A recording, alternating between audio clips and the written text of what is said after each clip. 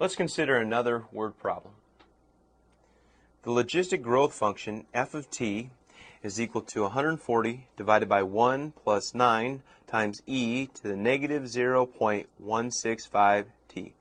This describes the population, f of t, of an endangered species of elk t years after they were introduced to a non-threatening habitat. Part A says, how many elk were initially introduced to the habitat? Now let's look at Part A.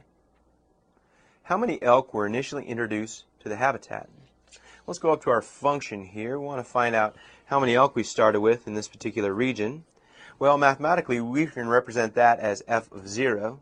So if we plug that in there, we have 140 all over 1 plus 9 times e to the negative 0.165 times 0, which is going to be simply e to the 0, since we're replacing t with 0 in this problem. We know anything to the 0th power is 1, so we can write this as 140 all over 1 plus 9, or 10. So we know that our initial population, when we started out with, was 14 elk. Now let's consider Part B. How many elk are expected in the habitat after 10 years?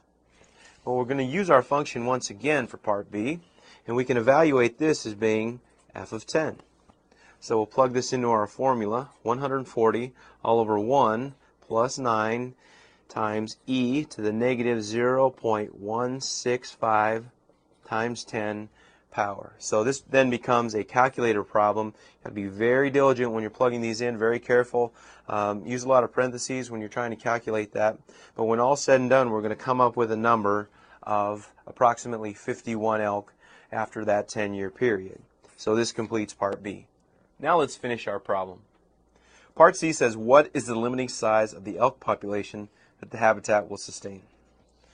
All right, going to our function here, basically we're going to let t go to infinity. As t goes to infinity, the exponential goes to 0.